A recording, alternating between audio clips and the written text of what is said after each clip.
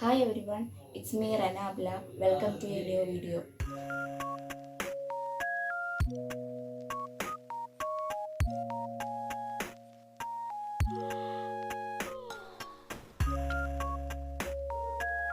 2026 preparations ഒക്കെ എല്ലാവരും start ചെയ്തെന്ന് വിചാരിക്കുന്നു. അപ്പം നല്ല രീതിയിൽ തന്നെ പഠിച്ചു പോകുന്നില്ല എല്ലാവരും. ഒരൊറ്റ കാര്യം ചോദിക്കാനുള്ളത്, നിങ്ങളെല്ലാവരും റിപ്പീറ്റ് ചെയ്യുക എന്നുള്ള തീരുമാനം എടുത്തത് നിങ്ങളുടെ ഡിസിഷൻ തന്നെ അല്ലേ എന്നൊന്ന് ഉറപ്പ് വരുത്തുക. പാരൻസ് പറഞ്ഞിട്ടോ ടീച്ചേഴ്സ് പറഞ്ഞിട്ടോ അതോ ഫ്രണ്ട്സ് എല്ലാവരും റിപ്പീറ്റ് ചെയ്യാൻ പോയി അതുകൊണ്ട് ഞാനും പോകണു എന്ന ഒരു തീരുമാനത്തിലൊക്കെയാണ് നിങ്ങൾ റിപ്പീറ്റ് ചെയ്യാൻ വന്നതെങ്കിൽ അത് കുറച്ച് ബുദ്ധിമുട്ടായിരിക്കും നമ്മൾ ഈ ഒരു 1 ഇയർ ജേണി മുന്നോട്ട് പോകുമ്പോൾ.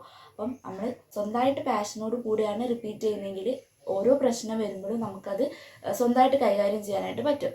അപ്പം ഈ ഒരു 1 ഇയർ റിപ്പീറ്റിംഗ് ജേണിയിൽ ത്രൂ ഔട്ട് നമ്മുടെ മൈൻഡിൽ എപ്പോഴും ഉണ്ടായിരിക്കേണ്ട കുറച്ച് കാര്യങ്ങളാണ് ഈ വീഡിയോയിലൂടെ ഞാൻ ഷെയർ ചെയ്യുന്നത്. First one, believe in your self. നമ്മളിൽ നമുക്ക് തന്നെ വിശ്വാസം ഉണ്ടായിരിക്കുക. എപ്പോൾ ഡൗൺ ആകുമ്പോഴും എന്നെക്കൊണ്ട് ഇത് പറ്റും എന്ന് വിശ്വസിച്ച് കയറി വരണം. ഒരിക്കലും എന്നെക്കൊണ്ട് പറ്റൂല, എന്നെക്കൊണ്ട് ഇതൊന്നും കൂട്ടിയാൽ കൂടൂല എന്നൊക്കെ വിചാരിച്ച് ഫുൾ നെഗറ്റീവ് മൈൻഡിലാക്കി വെക്കരുത്. Always be positive. അപ്പം ഫസ്റ്റ് ടൈം റിപ്പീറ്റ് ചെയ്യുന്നവർക്കാണെങ്കിൽ കുറച്ച് ബുദ്ധിമുട്ടുണ്ടാവും നമുക്ക് ആ ഒരു ട്രാക്കിൽ കയറാൻ. +1 +2 പഠിച്ച പോലെയല്ലല്ലോ നീറ്റിൻ്റെ ഈ ഒരു സ്ട്രാറ്റജി. അപ്പം ആ ഒരു ട്രാക്കിലേക്ക് കയറാൻ കുറച്ച് ബുദ്ധിമുട്ടായിരിക്കും. ഫസ്റ്റൊക്കെ എക്സാമിൽ ടൈം മാനേജായി കിട്ടൂല, അപ്പം മാർക്കൊക്കെ കുറച്ച് കുറയും. പക്ഷെ അപ്പോഴൊക്കെ നമ്മുടെ മൈൻഡിൽ ഉണ്ടാവുക, ഞാൻ ഒരിക്കൽ കയറി വരും, അല്ലാണ്ട് ഈ തുടക്കത്തിൽ തന്നെ ഡൗൺ ആയിങ്ങാണ്ട് തിരിച്ചു പോകരുത്. അപ്പം അതൊക്കെ മൈൻഡിൽ വെക്കുക. എപ്പോഴും കോൺഫിഡൻ്റ് ആക്കിയിരിക്കുക. സെൽഫ് കോൺഫിഡൻസ് എല്ലാവർക്കും ഉണ്ടാവണം. ഒരിക്കലും തളർന്നു പോകരുത്. എല്ലാവരും എന്തായാലും ഡൗൺ ആവും, പക്ഷേ കയറി വരണം. നമ്മൾ എന്നെക്കൊണ്ടിത് പറ്റും, ഞാനിത് ഒരിക്കൽ കയറി എടുക്കും. എല്ലാവരും ഡോക്ടറാവുമെന്ന് ആഗ്രഹിച്ചിട്ടല്ലേ നമ്മളിവിടെ വന്നത്, അപ്പം ഡോക്ടറായിട്ട് തിരിച്ചു പോകൂ എന്ന മൈൻഡ് സെറ്റ് എപ്പോഴും ഉള്ളിലുണ്ടായിരിക്കുക.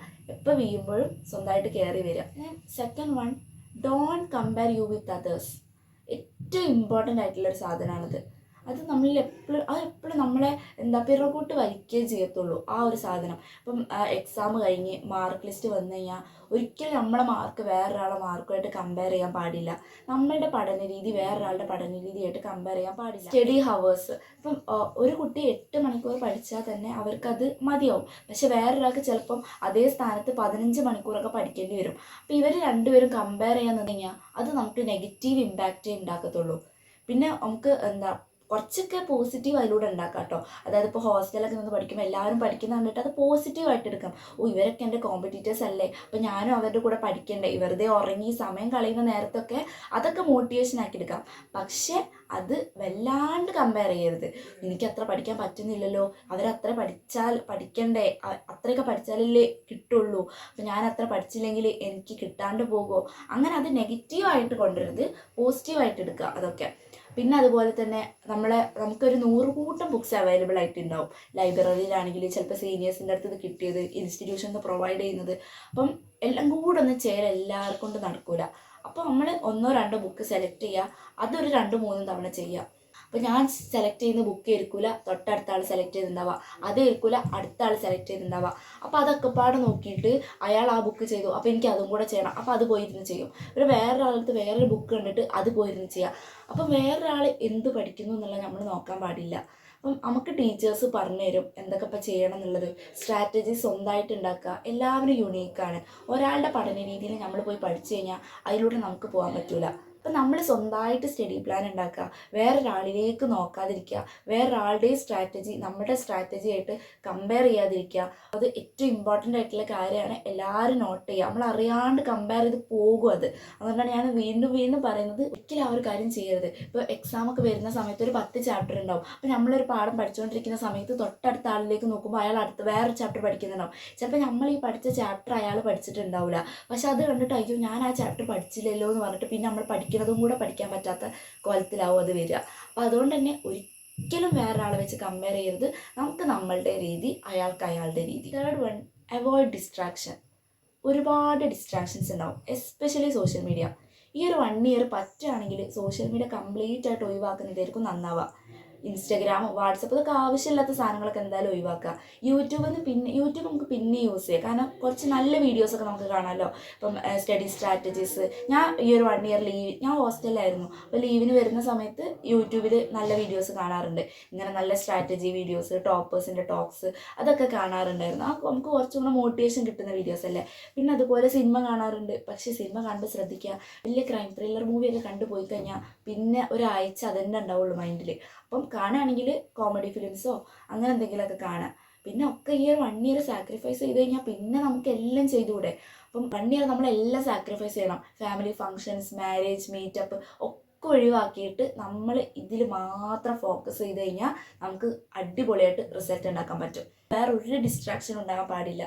എൻ്റെ ഒരു പേഴ്സണൽ ഒപ്പീനിയനിൽ ഏറ്റവും നല്ലത് ഹോസ്റ്റൽ തന്നെയാണ്.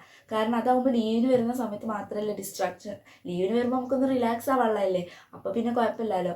അതല്ല, വീട്ടിലാണെന്നുണ്ടെങ്കിൽ ഒരുപാട് ഡിസ്ട്രാക്ഷൻസ് ഉണ്ടാവും. അപ്പോൾ ഓൺലൈനിൽ പഠിച്ചിട്ടും നല്ല റിസൾട്ട് ഉണ്ടാക്കുന്നവരുണ്ട്. പക്ഷെ ഓൺലൈനിൽ പഠിക്കുകയാണെങ്കിൽ നിങ്ങൾ മൈൻഡിൽ വെക്കുക, ഞാൻ ഒരിക്കലും ഡിസ്ട്രാക്റ്റഡ് ആവില്ല എന്ന ദൃഢമായ വിശ്വാസം ഉണ്ടെങ്കിൽ ഓൺലൈനിൽ പഠിക്കാം. ഇല്ലാന്നുണ്ടെങ്കിൽ ഹോസ്റ്റൽ തന്നെയാണ് നന്നാവുക. നമുക്ക് ഡിസ്ട്രാക്ഷൻസ് കുറഞ്ഞു കിട്ടും. പിന്നെ അതുപോലെ റിപ്പീറ്റേഴ്സിന് സൂപ്പർ റിപ്പീറ്റേഴ്സിനൊക്കെ ഉണ്ടാകുന്ന ഒരു പ്രശ്നമാണ്.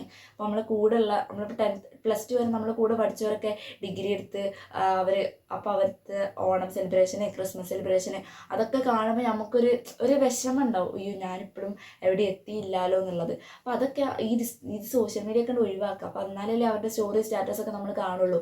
അതൊക്കെ ഈ ഒരു വർഷത്തേക്ക് എല്ലാം അങ്ങോട്ട് മാറ്റി വെക്കുക. ഇപ്പോൾ അത് കണ്ടാൽ തന്നെ നമ്മൾ ഒരു 2 കൊല്ലം കഴിഞ്ഞാൽ പിന്നെ 5 കൊല്ലം നമ്മൾ കോളേജ് ലൈഫ് അടിച്ച് പൊളിക്കാൻ പോവല്ലേ. അപ്പോൾ അതൊക്കെ ഒന്ന് മൈൻഡിൽ വെക്കുക. ഇങ്ങനത്തെ കാര്യങ്ങളിലൊന്നും ചെന്ന് ചാടാതെ നമ്മൾ നല്ല ഫോക്കസ്ഡ് ആയിട്ട് മുന്നോട്ട് പോകുക. വേറെ ചുറ്റുപാടും ഒരുപാട് സാധനങ്ങളുണ്ടാവും ഡിസ്ട്രാക്റ്റ് ആവാൻ. അതിലൊക്കെ ഒന്നും നോക്കാണ്ട് നമ്മൾക്ക് ഒരു ലക്ഷ്യം വെച്ചിട്ടുണ്ട്, അത് മാത്രം ഫോക്കസ് ചെയ്തുകൊണ്ട് മുന്നോട്ട് പോകുക. Another important one is B consistent. തുടക്കത്തിൽ ഇപ്പോൾ എല്ലാവർക്കും നല്ല ആവേശമായിരിക്കും. എല്ലാവരും നല്ല അടിപൊളിയായിട്ട് പഠിക്കുന്നില്ലേ. ഇപ്പോൾ അത് ക്ലാസ്സൊക്കെ നല്ലോണം അറ്റൻഡ് ചെയ്യുന്നുണ്ട്, എക്സാമൊക്കെ വൃത്തിയായിട്ട് എഴുതുന്നു, ക്വസ്റ്റ്യൻസ് പ്രാക്ടീസ് ചെയ്യുന്നുണ്ട്, ഒക്കെ അടിപൊളിയാണ്. കുറച്ചങ്ങോട്ട് എത്തുന്ന സമയത്ത് ഒരു മടുപ്പ് തുടങ്ങും. ലാസ്റ്റിലേക്ക് വീണ്ടും ആവേശം തുടങ്ങും. സമയം കഴിഞ്ഞല്ലോ. ഒരു നവംബർ, ഡിസംബർ ആ ഒരു സമയത്ത് പൊതുവേ എല്ലാവരും നൊയപ്പുന്ന സമയം. അങ്ങനെയൊന്നും പാടില്ല. നമ്മൾ ഇപ്പം ഒരു 10-20 മണിക്കൂർ ഒരുമിച്ചിരുന്ന് പഠിക്കാൻ ചിലപ്പോൾ എല്ലാവർക്കും കൊണ്ട് പറ്റും. പക്ഷെ ആ പഠിക്കുന്ന മണിക്കൂർ ഡെയിലി പഠിക്കാൻ, ഡെയിലി കൺസിസ്റ്റൻ്റ് ആക്കി വെക്കാൻ ഭയങ്കര പ്രയാസമായിരിക്കും. അങ്ങനെ വെക്കുന്നവർക്കാണ് വിജയം. നമ്മൾ കൺസിസ്റ്റൻ്റ് ആയിട്ട് മുന്നോട്ട് പോവുക. ഇപ്പോൾ ഒരു 8 മണിക്കൂറാണെങ്കിൽ അത് മതി. ഡെയിലി 8 മണിക്കൂർ പഠിച്ചാൽ തന്നെ അടിപൊളിയാവും. എപ്പോഴും കൺസിസ്റ്റൻ്റ് ആയിട്ട് പോവുക. ഈ തുടക്കത്തിലുള്ള ആവേശം, തുടക്കത്തിൽ എല്ലാവരും ഭയങ്കര ഫയർ ഉണ്ടാവും എല്ലാവരുടെ ഉള്ളിൽ. ഇപ്പം പ്രത്യേകിച്ച് 2025 ഒക്കെ കഴിയുമ്പോൾ നമുക്ക് ആ കിട്ടാത്ത ആ ഒരു സങ്കടത്തിൽ നമ്മുടെ ഒരു വാശിയിലായിരിക്കും തുടങ്ങുക. ആ ഒരു ഫയർ, ആ ഒരു വാശി അവസാനം വരെ ഉണ്ടാവുക. നടുക്ക് വെച്ച് ഒരിക്കലും പോകരുത്. ഇപ്പോൾ ലാസ്റ്റ് മന്തൊക്കെ നമ്മൾ റിവൈസ് ചെയ്യാൻ വേണ്ടി വെച്ചതല്ലേ. അപ്പോൾ റിവിഷൻ ചെയ്യണമെങ്കിൽ എന്ത് ചെയ്യണം? ഫസ്റ്റ് ഇതൊക്കെ പഠിക്കണം, എന്നാലല്ലേ റിവിഷൻ സ്മൂത്തായിട്ട് പോകുള്ളൂ. അപ്പോൾ പഠിക്കുന്ന സമയത്ത് പെൻഡിങ് ഒന്നും വെക്കാതെ, പെൻഡിങ് ഒക്കെ ചിലപ്പോൾ ഉണ്ടാവും, പക്ഷെ അതൊക്കെ നമ്മൾ ക്ലിയർ ചെയ്ത് പോകുക.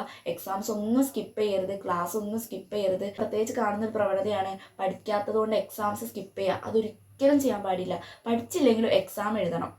എക്സാം എന്തായാലും എഴുതിയേ പറ്റുള്ളൂ. കാരണം എക്സാമിലൂടെയാണ് നമ്മൾ ഒരുപാട് നമ്മളെ തെറ്റുകൾ പഠിക്കുക. അപ്പം അത് ഭയങ്കര ഇമ്പോർട്ടൻ്റ് ആയിട്ടുള്ള ഒരു കാര്യമാണ്. അപ്പം അതൊക്കെ ശ്രദ്ധിച്ച് പോവുക. അപ്പോൾ ആ ഒരു ആവേശം അവസാനം വരെ എല്ലാവരും നിലനിർത്തുക. And the last one is don't find excuses. കുറച്ചങ്ങോട്ട് എത്തിയാൽ നമ്മൾ പറഞ്ഞ പോലെ നമുക്ക് കുറച്ചൊരു മടിയൊക്കെ തുടങ്ങി, പെൻഡിങ്സ് ഒക്കെ വന്ന് നമുക്കത് ഇങ്ങോട്ട് സമയം കിട്ടുന്നില്ല, ഫുൾ പരാതികളായിരിക്കും. അപ്പോൾ എക്സാമിന് മാർക്ക് പറഞ്ഞാൽ പറയുന്നതാണ്, എനിക്ക് ആ ചാപ്റ്റർ ഞാൻ വീക്കാണ്, ആ ടോപ്പിക്കിൽ എനിക്ക് ക്വസ്റ്റ്യൻസ് ചെയ്യാൻ കിട്ടുന്നില്ല, അതുകൊണ്ടാണ് മാർക്ക് പറഞ്ഞത്. അങ്ങനത്തെ ഓരോ എക്സ്ക്യൂസുകൾ കണ്ടെത്തി നമ്മൾ സ്വയം അതിന് എസ്കേപ്പ് ആയി പോകും. പക്ഷെ നമ്മൾ ആലോചിക്കുന്നത് എന്താണെന്നറിയോ? ആരെ ബോധിപ്പിക്കാനും നമ്മൾ എക്സ്ക്യൂസ് പറയുന്നത്? ജയിച്ചാലും നമുക്കാണ് ഗുണം, തോറ്റാലും നമുക്കാണ് ദോഷം. അപ്പോൾ എനിക്ക് ആ ഒരു ടോപ്പിക്ക് ഞാൻ വീക്കാണെന്ന് പറഞ്ഞിട്ട് അവിടുന്ന് വരുന്ന ക്വസ്റ്റ്യൻസ് ചെയ്യാതിരിക്കുകയാണോ വേണ്ടത്? അല്ല. അവിടുന്ന് സാധാരണ എല്ലാ ടോപ്പിക്കിൽ നിന്ന് ഒരു 100 ക്വസ്റ്റ്യൻ ചെയ്യുകയാണെങ്കിൽ ആ ടോപ്പിക്കിൽ നിന്ന് ഒരു 200 ക്വസ്റ്റ്യൻ ചെയ്യണം. അങ്ങനെ നമുക്ക് അറിയാത്തതിനോട് തന്നെ വീണ്ടും ചെയ്യുക, അറിയാത്തതന്നെ വീണ്ടും ചെയ്യുക. നമ്മുടെ വീക്ക് പോയിന്റ് മനസ്സിലാക്കാൻ പറ്റുന്നത് നമ്മളാണ്. നമുക്ക് അറിയൂലെന്ന് കണ്ടു കഴിഞ്ഞാൽ അതന്നെ വീണ്ടും ചെയ്ത് അതങ്ങോട്ട് പഠിക്കുക, അതിലങ്ങോട്ട് മാസ്റ്റർ ആവുക. അപ്പം അങ്ങനെ ഒരു എക്സ്ക്യൂസ് കണ്ടെത്താതെ ഈ പ്രശ്നങ്ങൾക്കൊക്കെ സൊല്യൂഷൻ കണ്ടെത്താൻ നോക്കുക. ഇപ്പോൾ ഞാൻ എക്സാമിന് മാർക്ക് കുറഞ്ഞു, ആ എക്സാം കൃത്യമായിട്ട് അനലൈസ് ചെയ്തിട്ട് എന്തുകൊണ്ട് മാർക്ക് കുറഞ്ഞു എന്ന ചോദ്യത്തിന് ഉത്തരം സ്വയം ആരോട് പറയണ്ട, ആരെയും ബോധിപ്പിക്കേണ്ട, നമ്മൾ സ്വയം ഉള്ളിൽ കണ്ടെത്തിയാൽ മതി. അത് എന്നിട്ട് അടുത്ത എക്സാമിന് റെക്ടിഫൈ ചെയ്യാം. അപ്പോൾ ഈ എക്സാംസ് എഴുതുന്നതിനെക്കാട്ടിലും ഞാൻ നേരത്തെ പറഞ്ഞു എക്സാംസ് ഒന്നും സ്കിപ്പ് ചെയ്യരുത് എന്നുള്ളത്. പക്ഷെ വെറുതെ എക്സാം എഴുതിയിട്ട് കഴിഞ്ഞാൽ ഒരു ഉപകാരമില്ല. എക്സാം എഴുതുന്നതിനെക്കാട്ടിലും ഇമ്പോർട്ടൻസ് ആണ് പോസ്റ്റ് എക്സാം അനാലിസിസ്. എന്തൊക്കെയാണ് ഞാൻ ഈ എക്സാമിൽ വരുത്തിയ അബദ്ധങ്ങൾ, ചിലപ്പോൾ കെയർലെസ് മിസ്റ്റേക്സ് കാരണം തെറ്റിയിട്ടുണ്ടാവും, കോൺസെപ്റ്റ് അറിയാത്തത് കാരണം തെറ്റിയിട്ടുണ്ടാവും, പ്രോബ്ലംസ് നല്ലോണം ചെയ്ത് പ്രാക്ടീസ് ആവാത്തത് കാരണം തെറ്റിയിട്ടുണ്ടാവും. അപ്പോൾ എന്തുകൊണ്ട് തെറ്റിയത് കണ്ടെത്തുക, അത് അടുത്ത എക്സാമിൽ റെക്ടിഫൈ ചെയ്യാൻ 5 പോയിൻ്റാണ് ഞാൻ ഇപ്പോൾ നിങ്ങളായിട്ട് ഷെയർ ചെയ്തത്. ഈ 5 കാര്യങ്ങൾ എപ്പോഴും നമ്മുടെ മൈൻഡിൽ ഉണ്ടാവണം. ഒരിക്കലും മറന്നു പോകരുത്, ഒരിക്കലും വിട്ടു പോകരുത്.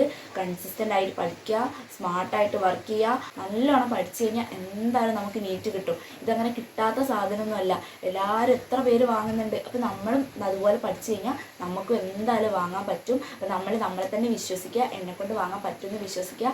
അതിന് വെറുതെ വിശ്വസിച്ചിരുന്നാൽ മാത്രം പോരാ, അതിനു വേണ്ടി പണിയെടുക്കുക, എൻജോയ് ചെയ്ത് പഠിക്കുക. ബേർഡനായി പഠിക്കുമ്പോഴാണ് നമുക്ക് വേഗം മടുത്തു പോവുക, നടുക്ക് വെച്ച് എക്സോസ്റ്റ് ആയി പോകുന്നതൊക്കെ അതുകൊണ്ടാണ്. എൻജോയ് ചെയ്ത് പഠിക്കുക. അങ്ങനെ എൻജോയ് ചെയ്യാൻ പറ്റുന്ന കാര്യങ്ങളൊക്കെ ചെയ്യുക. ടു ഡു ലിസ്റ്റ് എഴുതുക, ചെക്ക് ലിസ്റ്റുകൾ ഉണ്ടാക്കുക.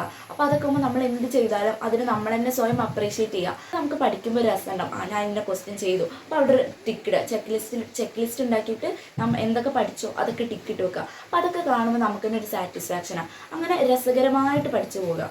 പഠിച്ച് മടുത്തു എന്ന് തോന്നുന്ന പോയിന്റിൽ ഒന്ന് ബുക്ക് ക്ലോസ് ചെയ്തിട്ട് കുറച്ച് നേരം ഒന്ന് റിലാക്സ് ആവുക. മടുത്തു കഴിഞ്ഞാൽ വീണ്ടും കഷ്ടപ്പെട്ടിരുന്ന് പഠിക്കരുത്. അപ്പോൾ നമുക്ക് വെറുത്തു പോകും. അപ്പം മടിക്കുന്ന സമയത്ത് ബുക്കൊന്ന് മാറ്റി വെച്ചിട്ട് ഒന്ന് റിലാക്സ് ആവുക. നമുക്ക് സന്തോഷം തരുന്ന വേറെ എന്തെങ്കിലും കാര്യങ്ങളൊക്കെ ചെയ്തിട്ട് മൈൻഡൊക്കെ ഒന്ന് റിലാക്സ് ചെയ്തിട്ട് വീണ്ടും ഇരുന്ന് പഠിക്കുക. ഇപ്പോൾ രാത്രി ഇടയ്ക്കൊക്കെ നല്ലോണം എക്സോസ്റ്റഡ് ആവുകയാണെങ്കിൽ നേരത്തെ കിടക്കുക, എന്നിട്ട് രാവിലെ നേരത്തെ എഴുന്നേൽക്കുക. വീണ്ടും ഇങ്ങനെ പ്രഷർ കയറ്റി കൊണ്ടുപോയിരുന്നാൽ പിന്നെ പറ്റേ ഇടങ്ങാറായി പോകും. അപ്പം അത്തരം കാര്യങ്ങളൊക്കെ മൈൻഡിൽ വെക്കുക. അടിപൊളിയായിട്ട് തന്നെ എല്ലാവരും പ്രിപ്പറേഷൻസ് കൊണ്ടുപോകുക. ഒരിക്കലും ഡൗൺ ആയി പോകരുത്. ടെൻഷനൊക്കെ എല്ലാവർക്കും ഉണ്ടാവും. ഒക്കെ മാനേജ് ചെയ്യാൻ പഠിക്കുക. എല്ലാവർക്കും കൊണ്ട് പറ്റുന്ന കാര്യമാണിത്. അപ്പോൾ അതിനുവേണ്ടി മാക്സിമം പണിയെടുക്കുക. ബൈ.